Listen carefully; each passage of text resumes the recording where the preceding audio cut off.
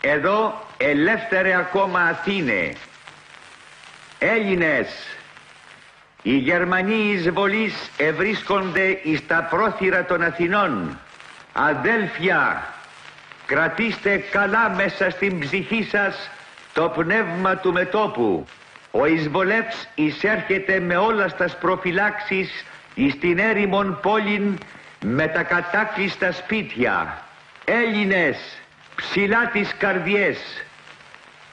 Προσοχή, ο ραδιοφωνικός σταθμός Αθηνών ύστερα από λίγο δεν θα είναι ελληνικός, θα είναι γερμανικός και θα μεταδίδει ψέματα.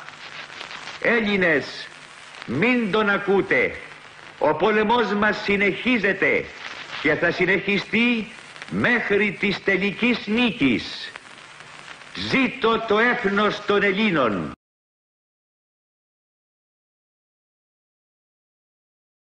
Έχει να γίνουν όλα αυτά που λέτε, που έχω την καλή πίστη να πιστεύω ότι θα τα προσπαθήσετε να τα κάνετε. Έτσι.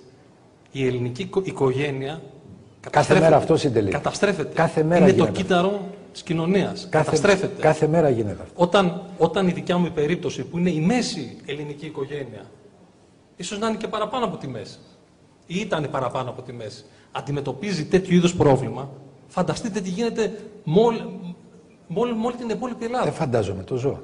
Το ξέρω. Εγώ το ζω όμως στο πετσί μου. Έτσι. Σας λέω λοιπόν να το βιώνω. Και μέχρι να περιμένω εγώ να έρθει η ανάπτυξη, δεν θα υπάρχει οικογένεια. Ασφαλώς.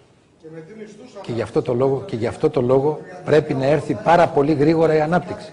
Είμαι παντρεμένος, η σύζυγός μου είναι εκπαιδευτικός και έχω 4 παιδιά ηλικίας 6, 8, 10 και 14 ετών.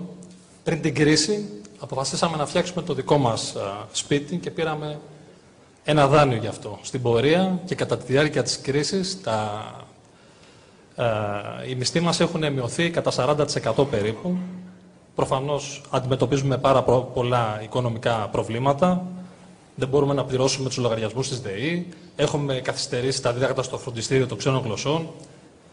Έχουμε γεμίσει τις πιστωτικές μας κάρτες με χρέη για το πετρέλαιο του χειμώνα. Και σαν να μην έφταναν όλα αυτά, έκανα τη φορολογική μου δήλωση στα 200 ευρώ. Καλούμε να λύσω μια άλυτη εξίσωση για το πώς οικονομικά θα τα βγάλω πέρα. Έχω κάνει ενέργειες για να μειώσω το δάνειό μου.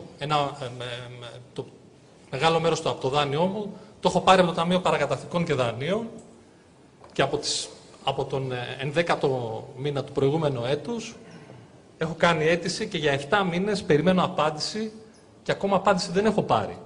Δεν έχει εξεταστεί ακόμα η αίτησή μου για αναστολή. Στις οικογένειες των πολυτέκνων, των τριτέκνων, των οικογενειών που έχουν 1 και 2 παιδιά και μπορεί ο ένας γονιός να μην έχει δουλειά σήμερα ή και οι 2 να μην έχουν δουλειά.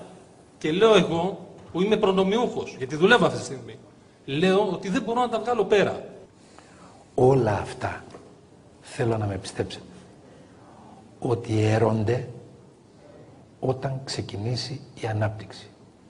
Κάποιος ο οποίος είναι κάπου υπάλληλος και τον διώξουν, έχει δεν έχει μετά με την ενέργεια 3 μήνες ή 6 μήνες, αν είναι να τον διώξουν επειδή δεν υπάρχει δουλειά στην πιάτσα, θα τον διώξουν.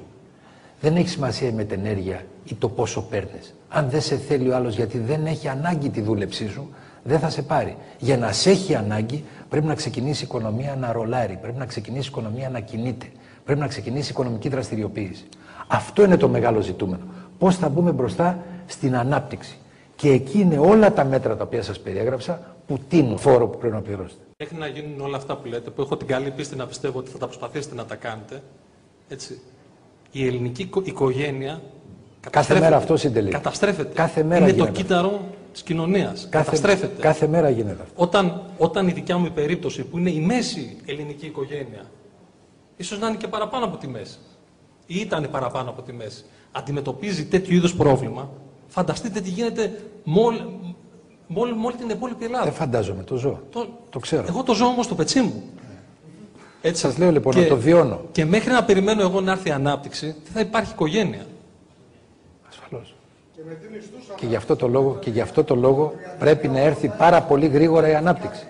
Με ρώτησε κάποιος. Θα πω και να κάτι σας το πω εγώ άλλο. ανάποδα. Με ρώτησε κάποιος. Θα πω και κάτι να σας πω άλλο. κάτι μισό λεπτάκι. Σε αυτό. Με ρώτησε κάποιος. Αν θέλετε να μιλήσω, μιλήστε εσείς. Δεν έχω πρόβλημα. Με ρώτησε κάποιος, γιατί δεν άφησες τον Παπαδήμο κι άλλο στην κυβέρνηση και ήθελες εκλογές. Γι' αυτό το λόγο που εσείς περιγράφετε. Διότι βλέποντας ότι συνεχίζεται αυτή η πολιτική, εγώ δεν την αντέχω και δεν την πιστεύω.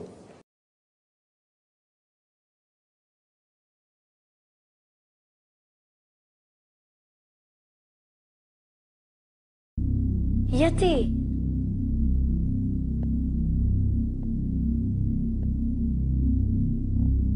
Γιατί, κύριε?